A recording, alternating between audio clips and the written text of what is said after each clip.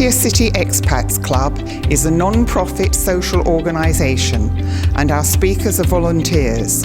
The club as such assumes no responsibility or liability for the professional reputation of or the quality of services provided by the speaker today.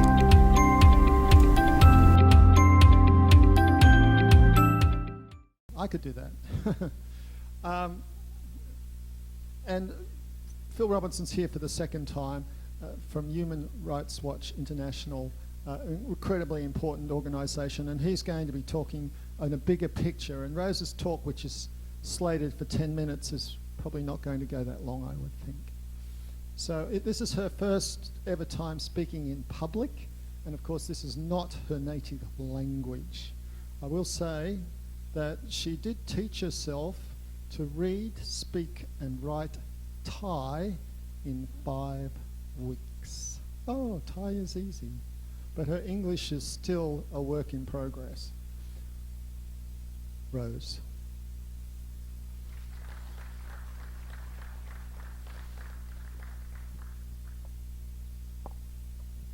สวัสดีค่ะ Hello everyone, my name is Rose. I'm from Burma. Today I come talk about my friend in Myanmar. I'm so sorry if I say wrong because I cannot speak English very nice.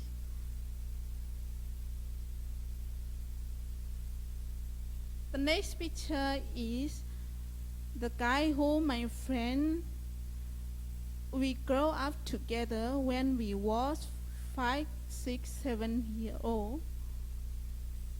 He go join protest in Mandalay last week ago.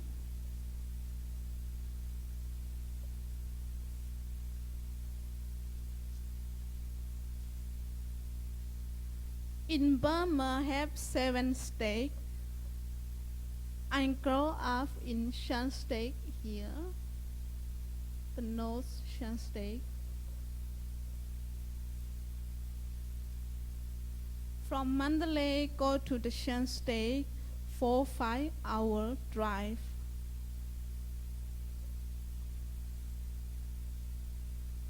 This is our hometown. Here only have 7 houses. This is my house.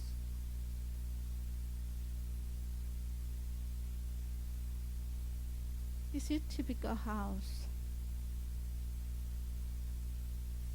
This is our village. There they doesn't have electricity. They just use solar cell. This solar cell last year I sent money to my village for use solar cell. This solar cell can watch TV and can charge mobile phone, but my village not have a lot mobile phone.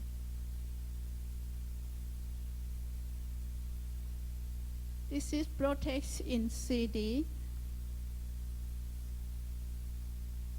The protest sign meant we never give up, we never scare soldiers, we will fight together.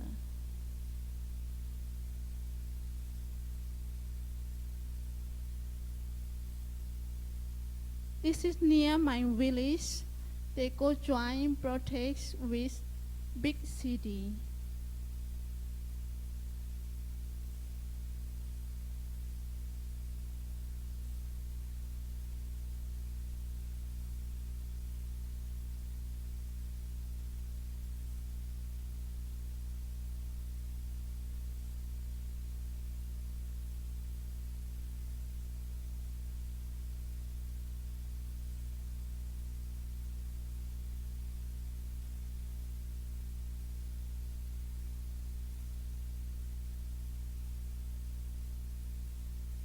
Now in Myanmar, very have problem with money.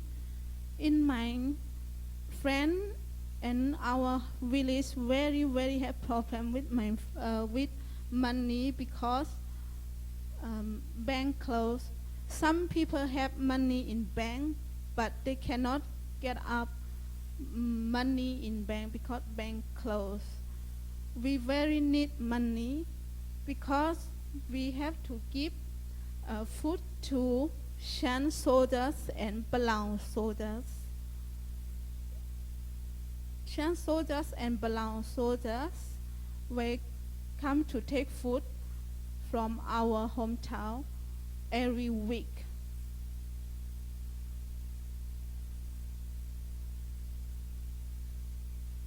This is soldiers setting fire to people home.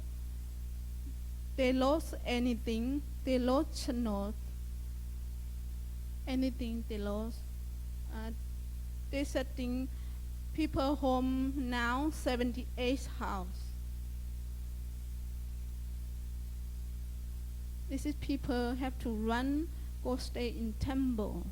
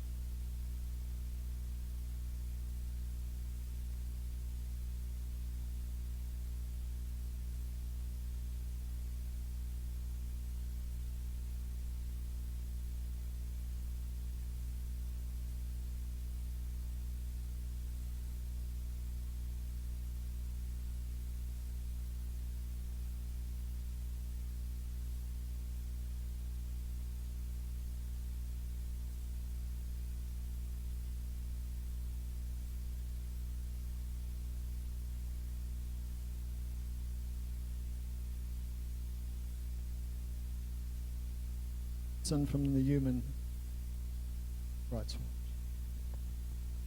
Thank you. Let me,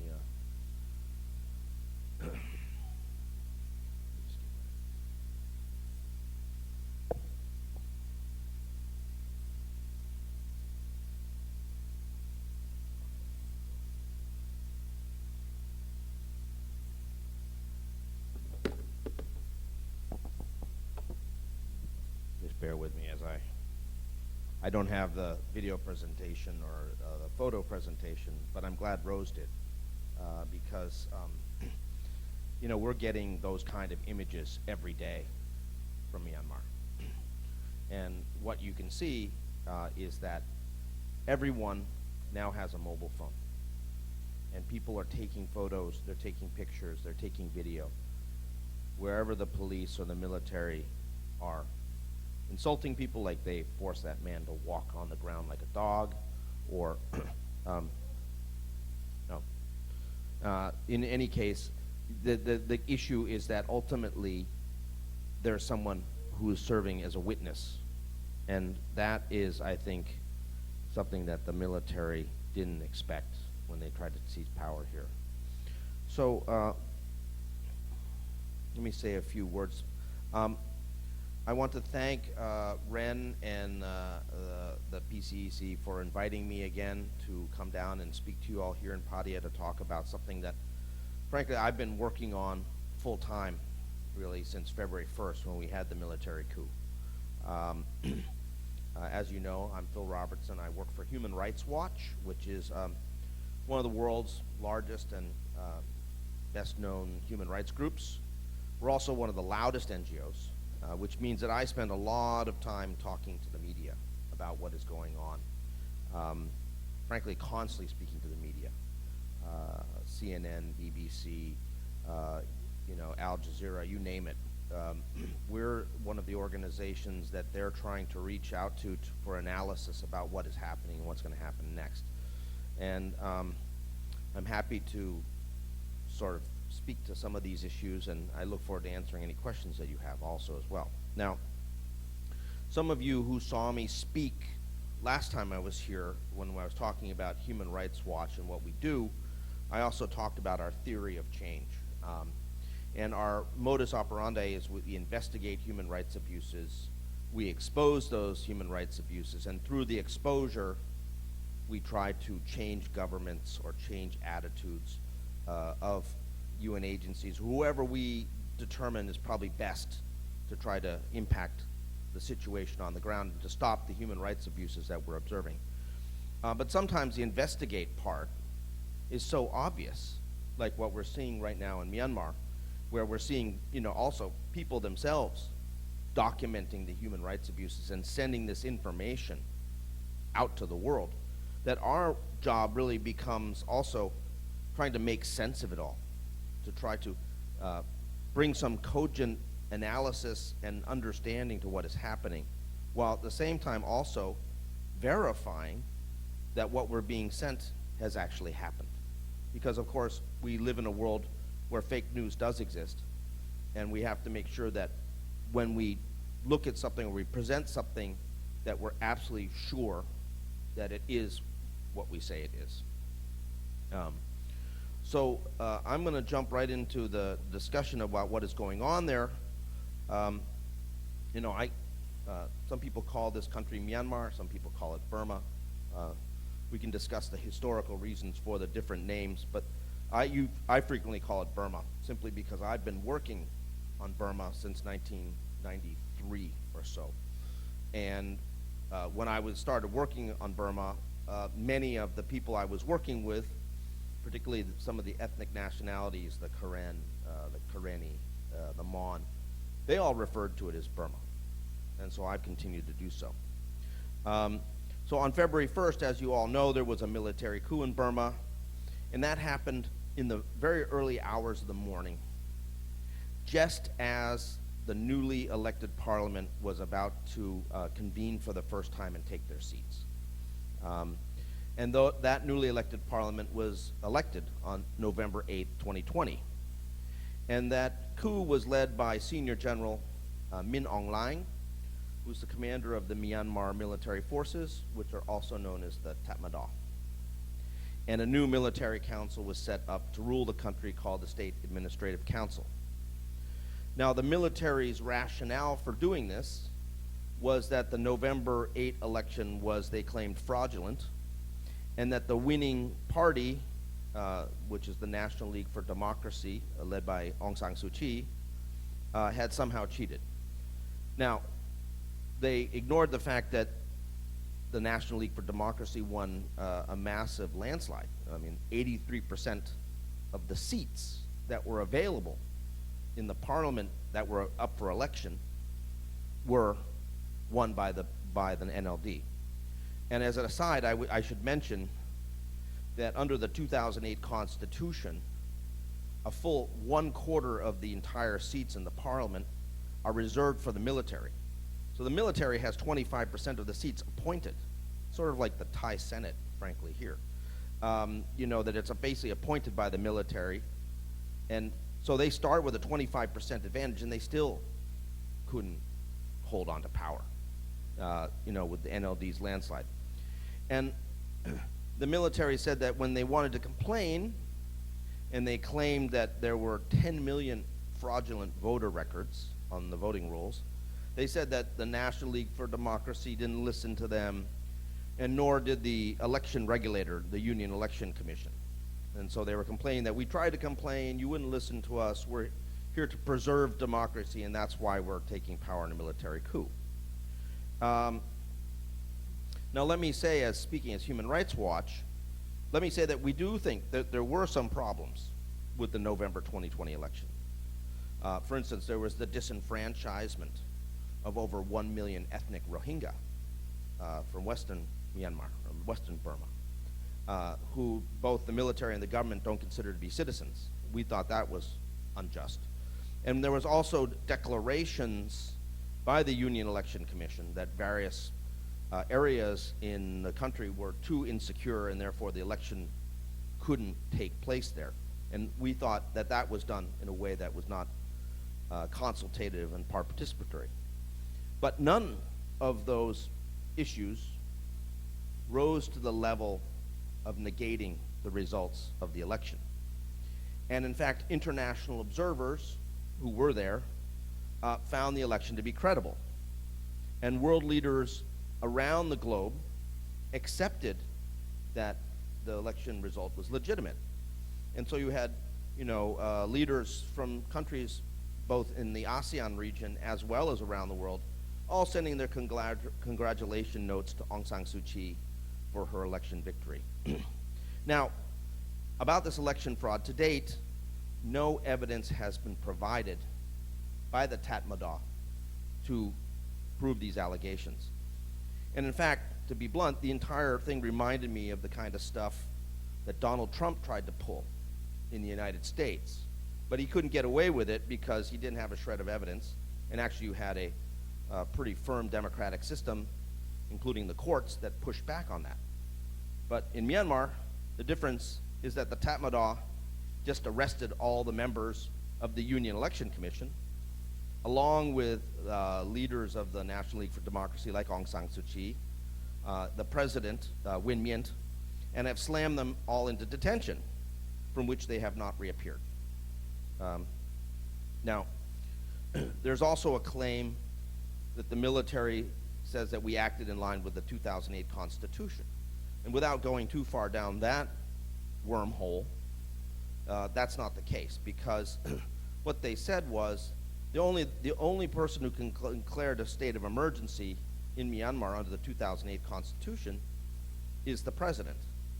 And so what they did was they arrested the president and then said, because the president is available, we'll make one of the vice presidents, who actually happens to be a member of the military, the acting president, and then he'll sign the paper.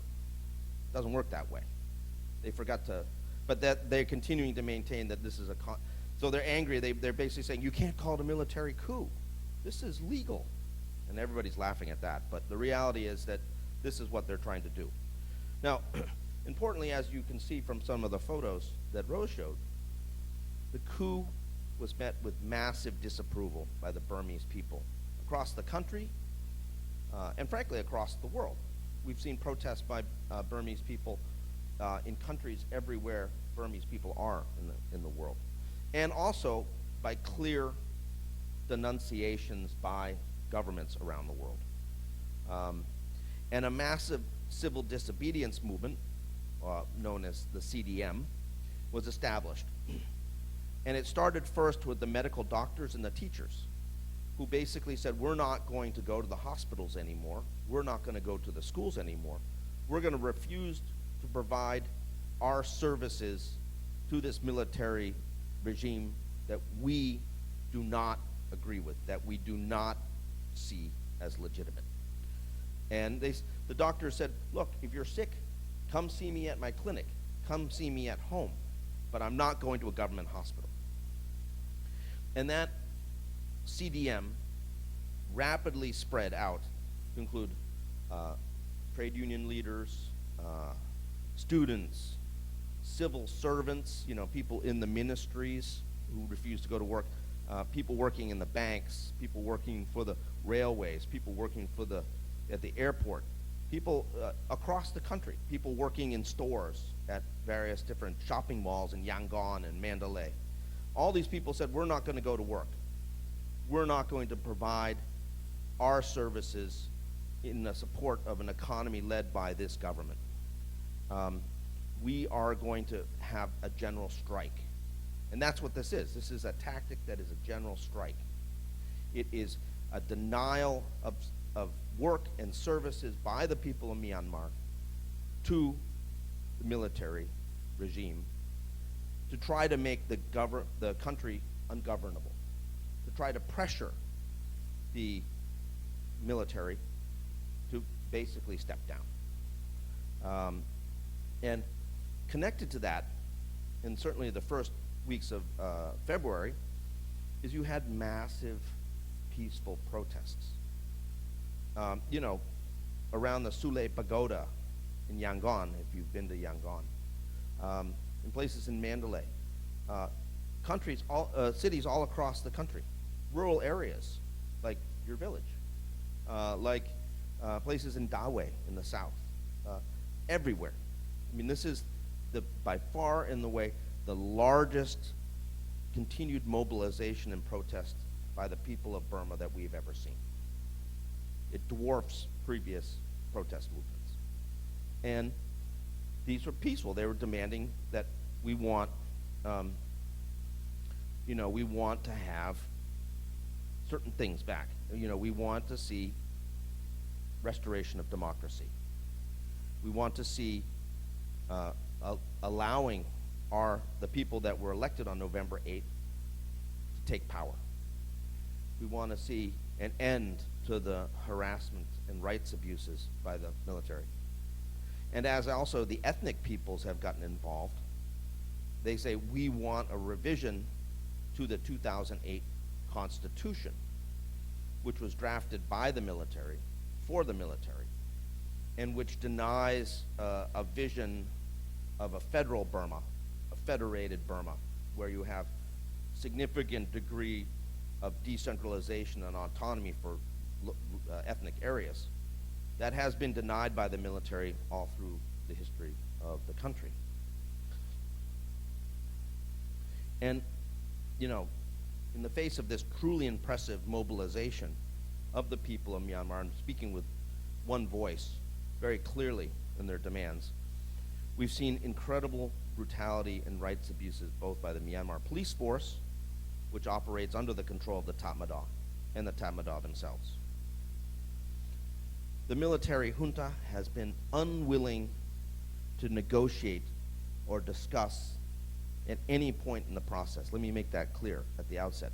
We're talking about a Myanmar military that has been under pressure by the international community and by the Burmese people themselves to step down, to relinquish power, to go back to the barracks. They've said, no, we're not going to do any of that. And they bring up these ideas that what they did was constitutional, and what they did was because of this election fraud they haven't proven. You know, they're just basically making it up as they go along. And what is clear also is that the Tatmadaw are using a tactic that I would say they're trying to reinstill the feeling of pervasive fear in the Burmese people, which existed during previous military dictatorships. Now remember also that Myanmar was under military dictatorship for almost 5 decades, from 1962 to 2011, okay? And at that time, you know, if we met like this, no one would speak. You know, if you went to a tea shop, you'd be careful about what you were saying because you worried somebody was going to hear you and report you. It was very, very different situation. And they're trying, I think, to reinstill that fear. So what we have seen now, we've seen continuous use of night raids to apprehend activists or leaders of the CDM, National League for Democracy officials. And these have coincided. There's been every single night for almost a month. They shut down the entire internet between 1 a.m. and 9 a.m. So, you know, while the day belonged to the protesters, the night belongs to the military. And there's a, you know, intimidation. And people were organizing. They've been organizing neighborhood watches and people trying to sort of, so when the military is coming, people start clanging pots and pans. You know, that this has been a traditional action done to sort of drive out evil spirits. And it started very early in the protest movement. At 8 p.m. every night, people would clang the pots and pans. And there's video of this in some of the major cities where the sound is just incredible. You know, all across the city, people are banging on pots and pans. You know, a real indication of the popular opposition to what the military is doing. So now, but this has been adapted, so now when people, the military police are coming towards the neighborhood, people start banging the pots and pans. But it's become dangerous because now they're starting to shoot people to do that. There's been a reintroduction of what we call enforced disappearances, where people are taken away by the police or the military, and nobody knows where they've been taken. Nobody's informed, their families are not informed, the lawyers and the families don't know where they are. Right now there's over 2,600 people who have been taken away.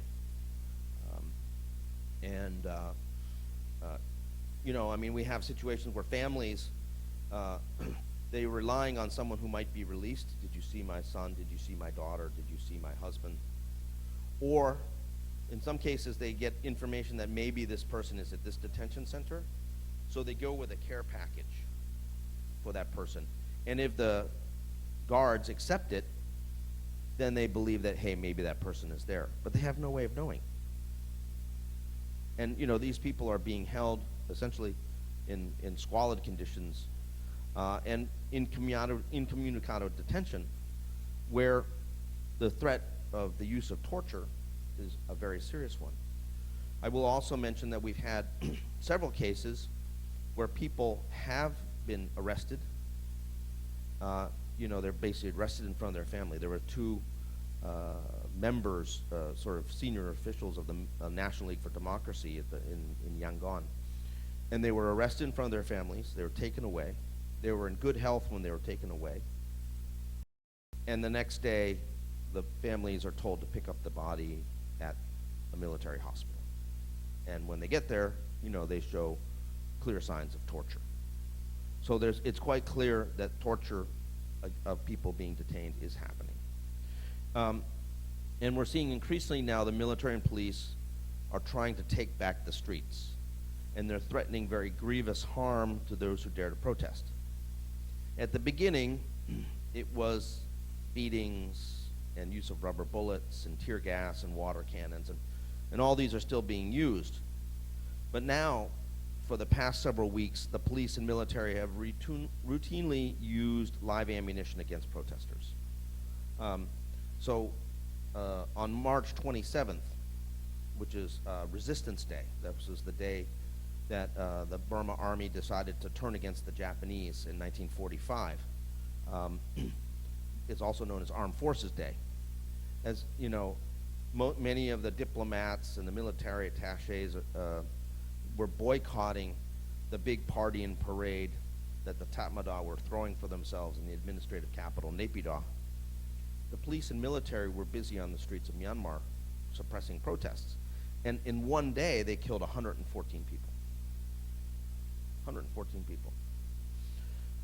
Amongst those killed so far have also been at least 20 children, according to Save the Children.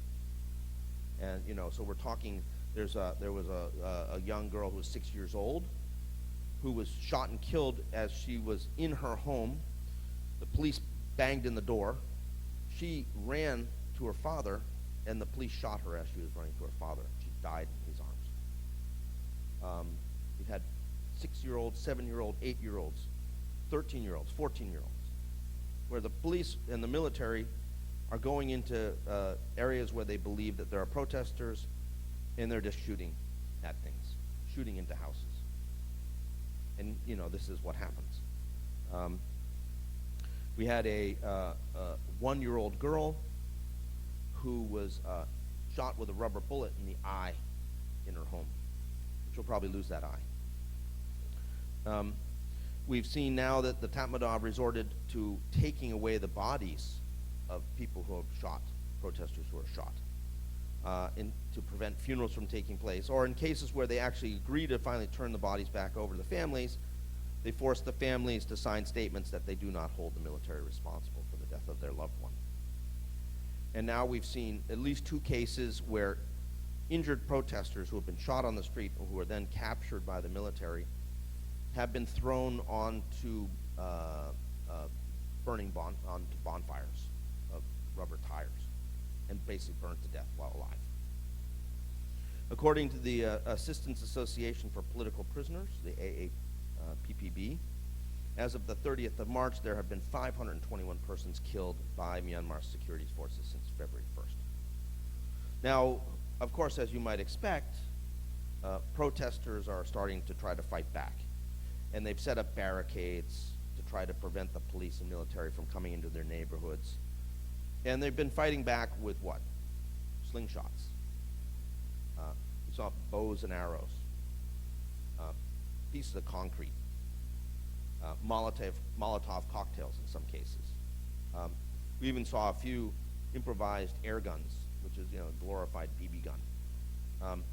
And yesterday, in response, in South Dagon Township in Yangon, the military was using rocket-propelled grenades against civilians on a barricade, and sniper rifles.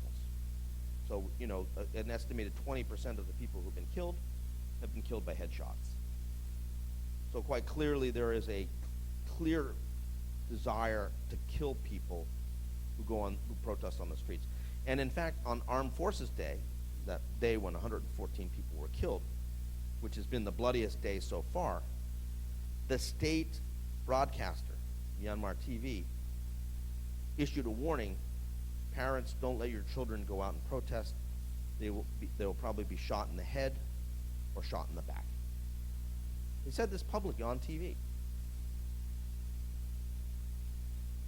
So, documentation of all these abuses, some of the images you saw from Rose, it's been constant, and we're getting a huge volume of information coming in.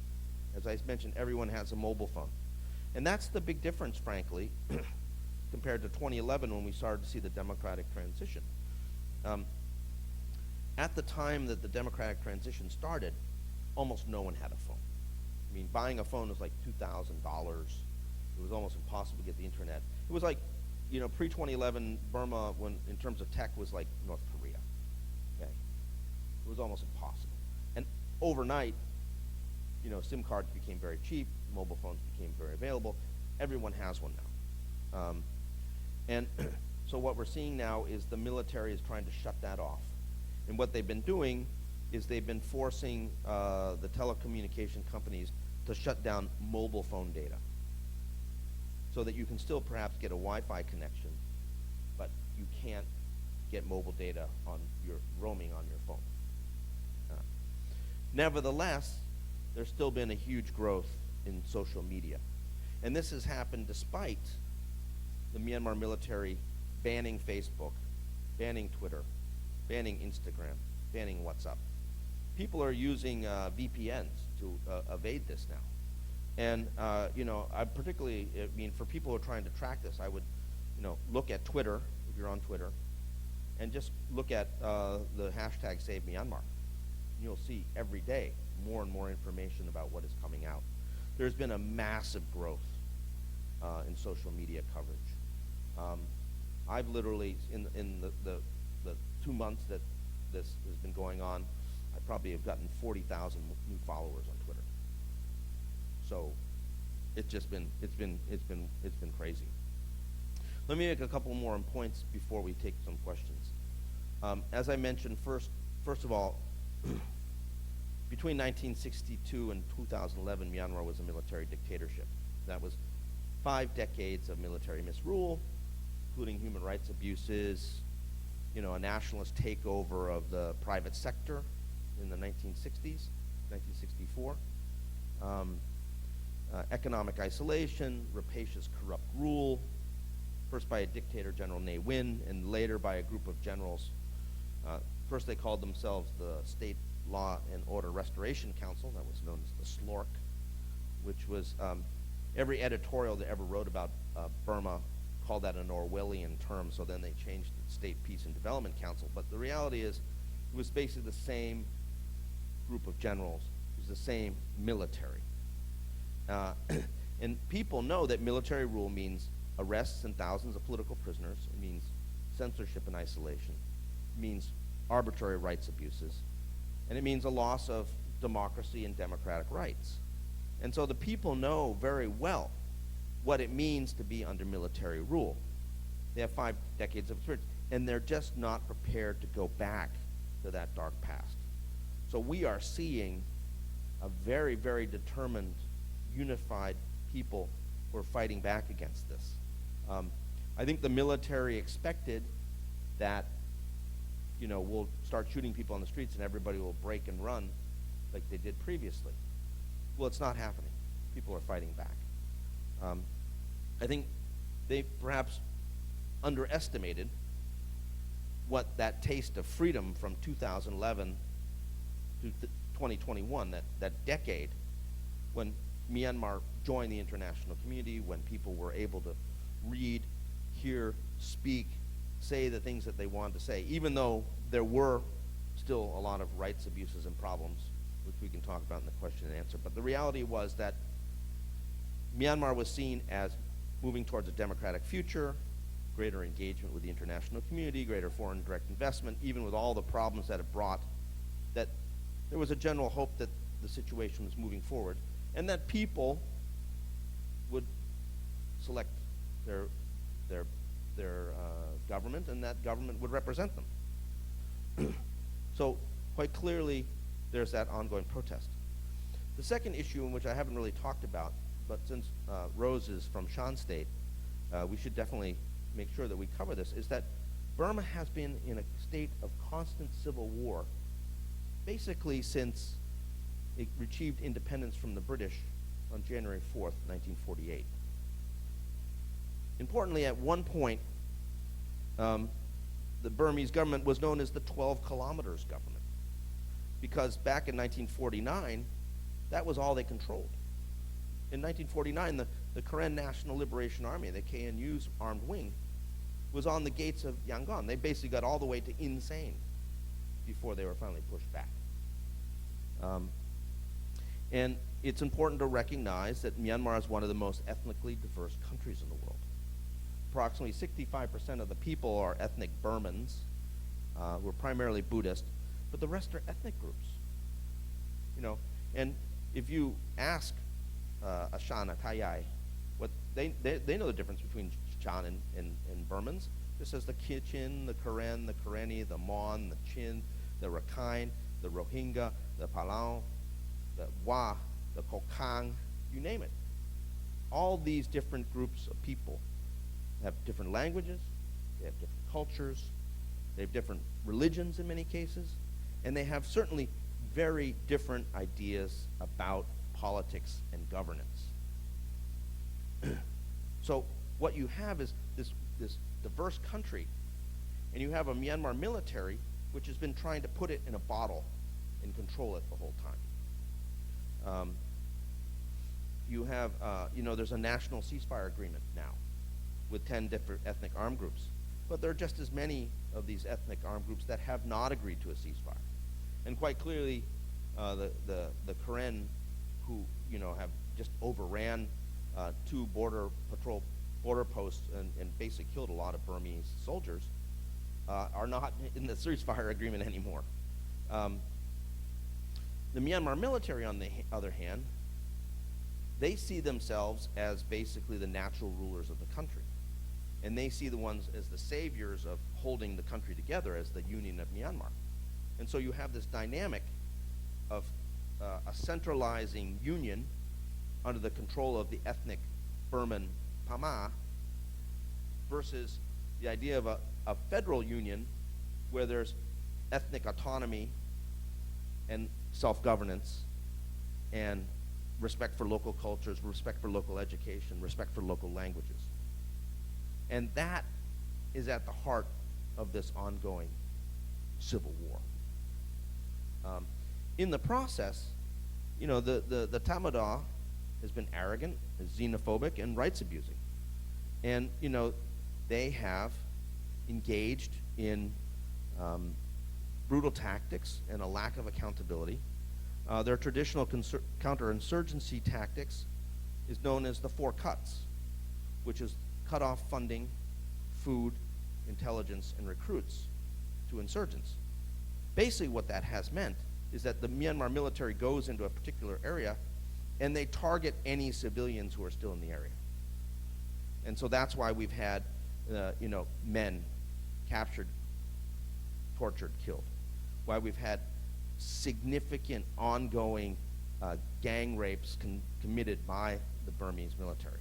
That's why when we had the situation with the Rohingya in 2017, where the Myanmar military committed crimes against humanity and acts of genocide and chased out over 1 million Rohingya, this has been an ongoing thing.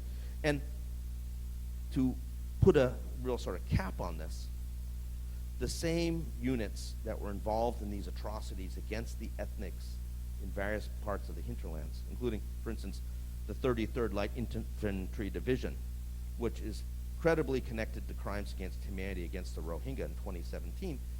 Well, guess what? They're operating in Mandalay now against civilian protesters. And that's where we are. So there's a tug of war going on. You have a determined people who are quite clearly unwilling to go back to a dark past. They are prepared to suffer greatly through this general strike, which means, of course, they're not getting paid. They're not getting services. They're not getting all sorts of things. There's talk about a food insecurity problem. The UN agencies are talking about this. Versus a military and the police it controls who are prepared to use whatever types of force they think necessary to subdue the people. And this may go on for a while, folks. We may be seeing this go on forever. I mean, there's concern in some parts of the international community that Burma is going to become like Syria. So this is where we need the international community to stand up. So this is why we've been pressuring various countries at the UN Security Council to impose a global arms embargo against the military and police in Myanmar. This is where we have been focusing on targeting the military leaders and the many companies they control with targeted economic sanctions.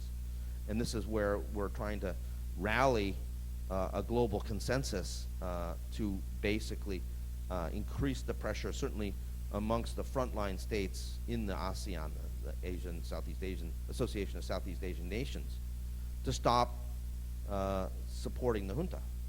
But frankly, one of the biggest problems is this country right here in Thailand. We have in Prime Minister Prayut Chan-o-cha someone who led his own military coup in 2014. And he's basically the model that the Myanmar military would like to copy, where you basically have a coup, rewrite the constitution, rework the electoral rules, then cheat after the election, to basically re-rig the party list computation so that when you're down, all of a sudden you're up, and then rule the country as he likes. It's sort of a military in a democracy dress.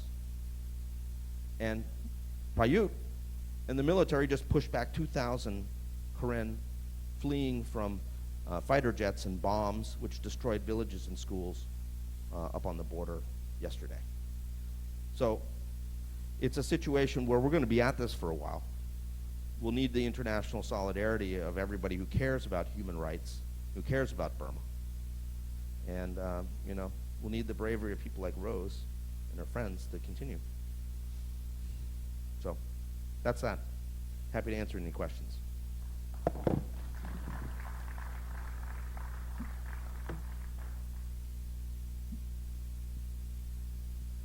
Thank you for your informative talk. Why the hell don't the UN just wade in and take these bastards out? It would be a great idea. Well, that's one of the great demands that the Burmese people are saying. There's a thing called responsibility to protect, R2P, which is a theory that the international community in times of great humanitarian crisis have to intervene militarily if needed to prevent that atrocities from taking place. It was last invoked in 2011 in Libya, as Muammar Gaddafi's forces were moving towards Benghazi, and there was a fear that they would get there and they would slaughter everybody. And so that was invoked. The NATO sent jets to bomb those Muammar Gaddafi's columns, and the offensive was stopped.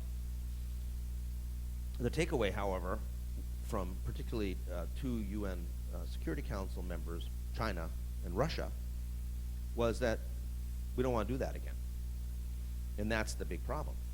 The UN Security Council, while there has been a presidential statement that was adopted 2 weeks ago, where everybody agreed to call for the release of all people in prison and to call for restraint and not using violence, that they were not prepared to call it a military coup, and they were not prepared to include language that would open the door for further measures such as targeted international sanctions. And that's because China and Russia are objecting and have basically said, if you go further than this, we may veto the resolution. And as permanent members of the UN Security Council, they can do that.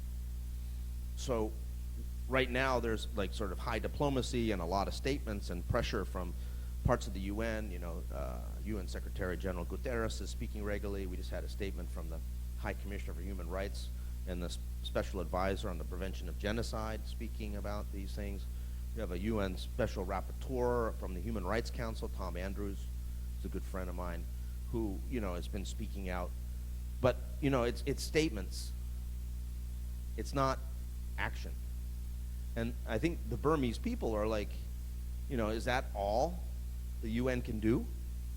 Somebody said, what does UN stand for? United Nothing?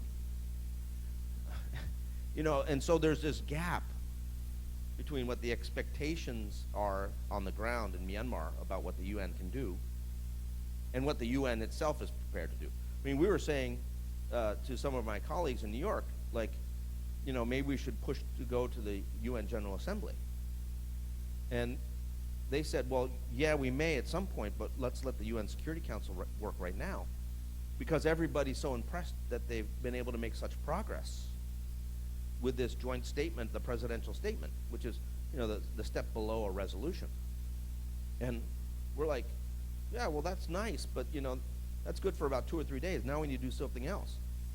We've been pressing the British government, because the British government is the pen holder, as they say it, of the person who drafts the resolutions on Burma, the UN Security Council, to bring a resolution. You know, if China and Russia are going to threaten a veto, let's flush them out. Let's see what they're going to do. They're still not willing to do that. So that's part of our ongoing advocacy, is sort of continuing to try to kick FCO's butt in London and get them to do more. It's been hard. You know, what we've seen so far is actions by various different countries. So we've seen the US, the UK, Canada, and the European Union bring targeted sanctions against some individuals and some companies. But it's been too slow, and it's too little.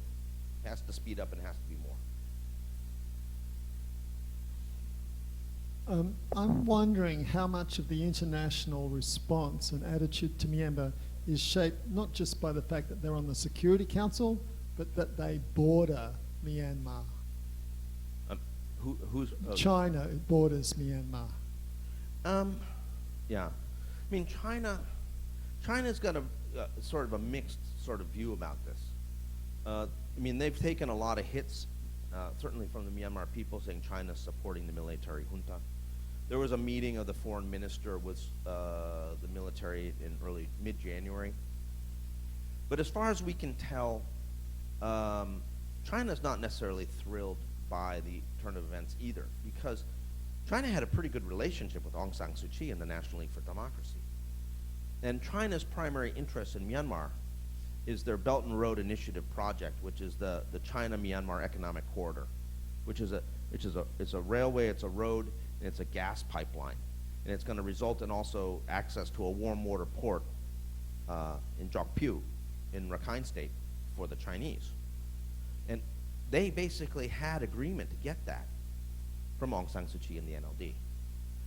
Xi Jinping made a visit to Myanmar in 2019. He doesn't just visit anybody, you know.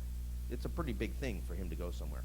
And so that quite clearly there's a pretty close relationship. And so parts of the Chinese government are like, damn, now the Myanmar military screwed everything up for us. The other thing is, it's very important to recognize that the Myanmar military and the Chinese are not necessarily close friends. They were in 2007, 2008, and stuff like that. But then basically, Myanmar moved away from China. And China, very interestingly, has been the primary backer of what is known as the Northern Alliance, which is 4 ethnic armed organizations. Most significant are the United Wa State Army. The United States Wa Army is the giant amongst the ethnic armies. And so far it has not come out to fight. It has 25,000 men under arms. It has surface-to-air missiles provided by China. It has battle tanks provided by China. It controls areas around Maesai and above.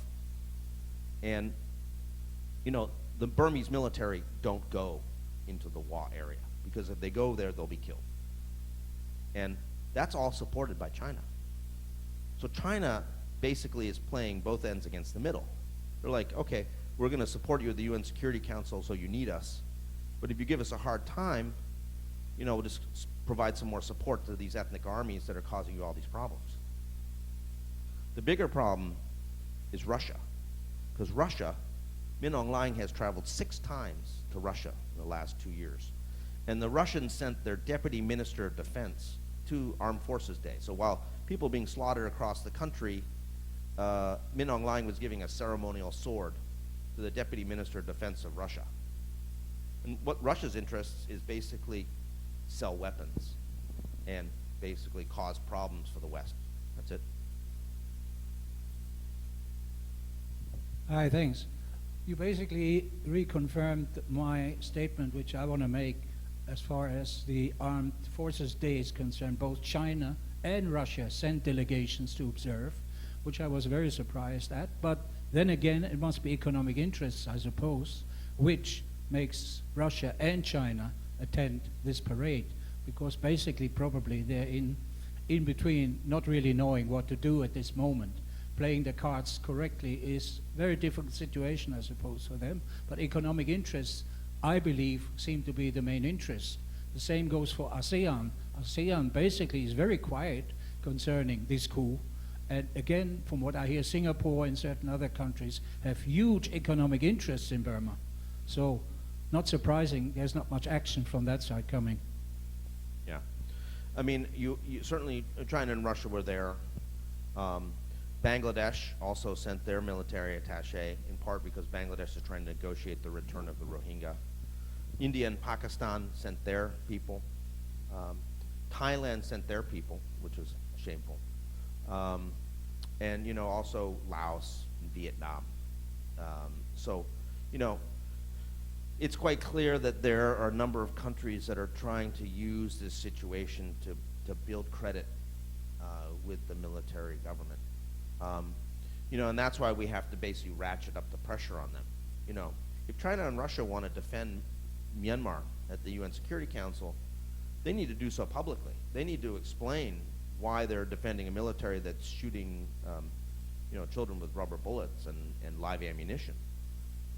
They need to basically stand up and say why they're doing this. As far as ASEAN goes, ASEAN is hopelessly split.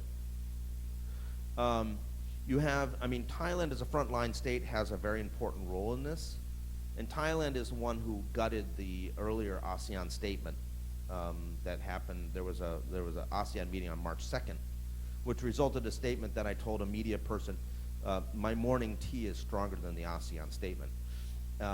It simply is Thailand supported by Cambodia, Laos, and Vietnam. And on the other side, you have Indonesia, which is trying to do something, Singapore, which is trying to do something too, but they're trying to reassert the central role of ASEAN and trying to mediate problems in Southeast Asia. Even if they don't do it formally, because they say we can't interfere in the internal affairs of one of our member states, they want to play a role. And the other thing is that ASEAN recognizes, or at least some of the more clear-thinking members of ASEAN, like Singapore and Malaysia and Indonesia, they realize that unless they can do something here, they're not going to be talking about anything but Burma for the next year. And every time somebody goes to see ASEAN now, it's like, what are you going to do about Burma? They're like, oh, we want to talk about these other things. What are you going to do about Burma? That's what all the international interlocutors, European Union, U.S., Canada, Australia, that's all they want to talk about right now. They don't want to talk about ASEAN economic recovery from COVID-19. Come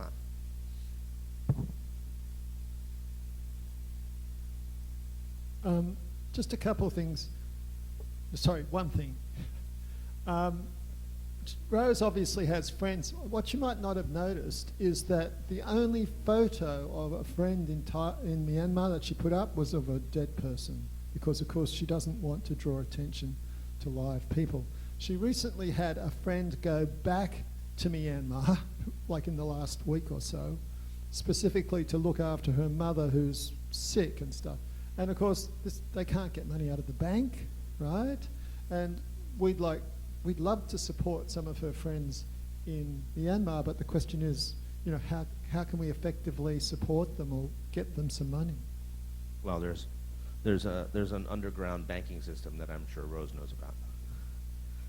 I forget what they call it, but basically there's a system where money is moved outside the banking system, where basically you pay someone who's a duly represented person of a network in Thailand, and then they give the information and a password to someone in Burma, and they go get that money minus whatever the fees are involved.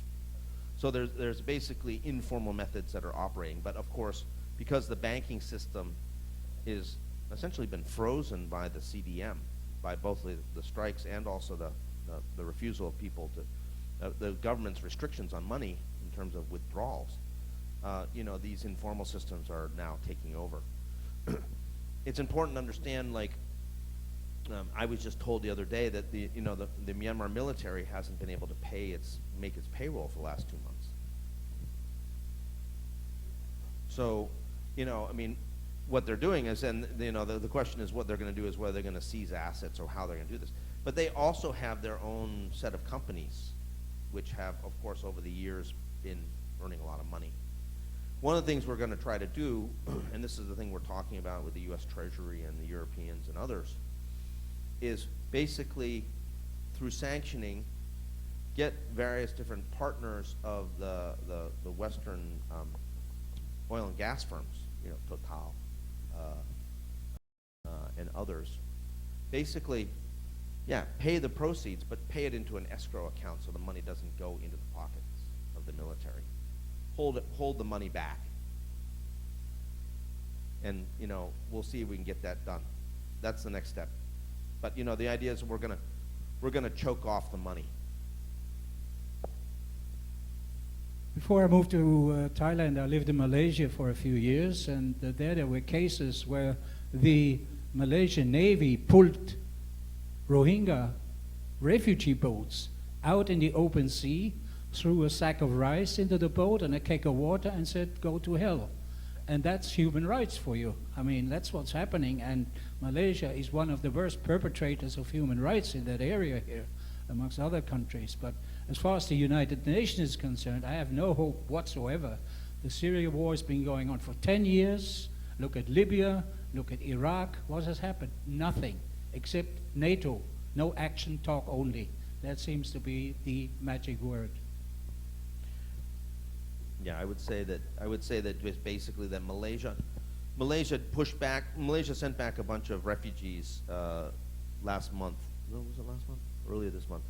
1,086 refugees were sent back to Burma. Well, they weren't refugees. They were basically, it was unclear how many were asylum seekers, how many were migrants, how many were registered refugees. Certainly some were registered refugees.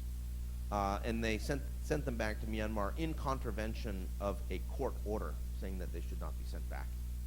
So, I mean, it's quite clear that parts of the Malaysian government do whatever the hell they want. This isn't really a question, but I think something that we all here ought to be aware of. Just be very careful what you report, what you say about things that have been discussed at this meeting today. I don't think we're going to put anything on YouTube. I think we agreed that, didn't we, Ren? We haven't discussed it. Well, at the moment, just be very, very careful. Pictures, we're okay with, but just be careful what you put in the written word, please. I would say that I'm not saying anything I wouldn't say publicly. Yeah, I've been to Myanmar 3 times, and I just love the place, and I'm very disturbed. This is like the start of the killing fields in Cambodia, or even Mayor's Mao's Great Leap Forward. You know, society is just going to completely break down, and God knows what the military think they're going to get out of it. There's the old saying that if you've only got a hammer, everything becomes a nail. And for the Tatmadaw, if you've only got an AK-47, thanks. Yeah, unfortunately, I think you're right. I mean, this is going to be, somebody was saying to me, I called it tug of war. Somebody also said, well, what is it really? And I said, well, this is Cobra versus Mongoose. Fight right to the end. I've been watching the situation over there for 40-some years. Do you think there's any possibility of the Burmese army factionalizing, becoming disgusted with what's going on? It's a good question, and it's a question that a lot of people are asking. I will say historically there's only one clear case of an internal revolt within the Tatmadaw, which happened in 1976 against then dictator General Ne Win's rule. And it was a group of sort of mid-level officers who were all found out and rousted out. A number of them spent a number of years in prison. Several of them ultimately ended up over with the National League for Democracy. But we haven't seen that previously. Now the question becomes, to what extent can the military continue to feed its soldiers or provide its soldiers with the necessary resources and things that they want? That's a big issue here. If they're not able to make payroll, then what are they doing? It may be that they just allow the military to loot and pillage, which is what they do in many areas, ethnic areas. Is that basically it's a military that lives off the land, so it doesn't just rape your daughter, but it also steals your cow.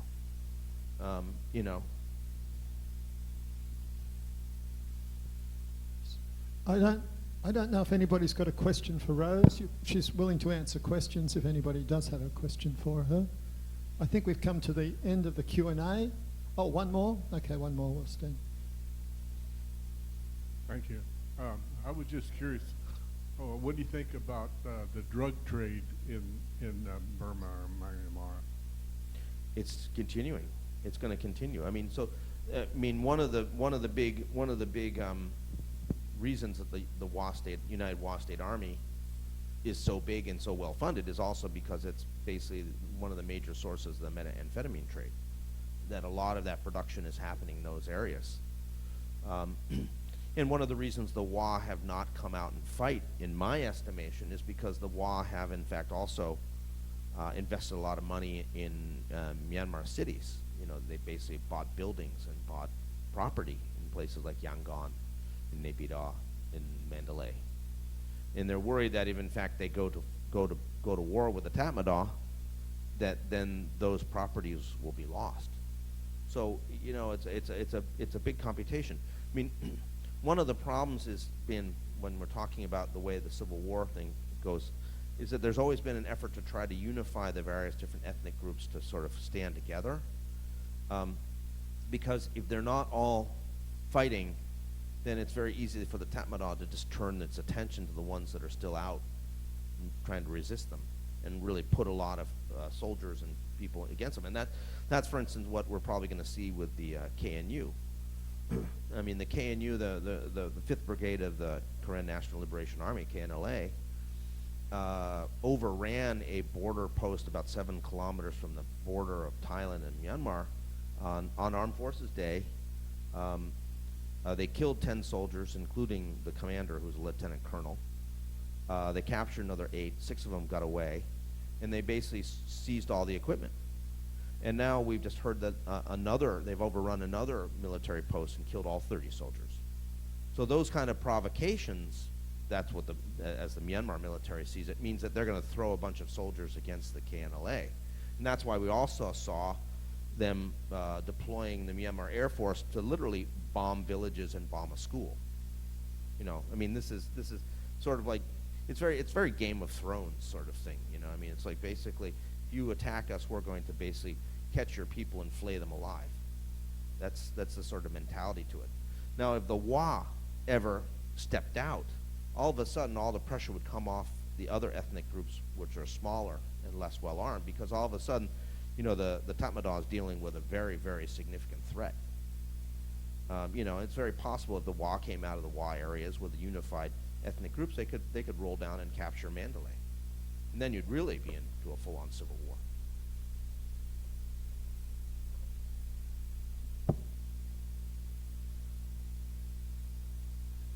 A huge round of applause for our two speakers on this amazingly important topic.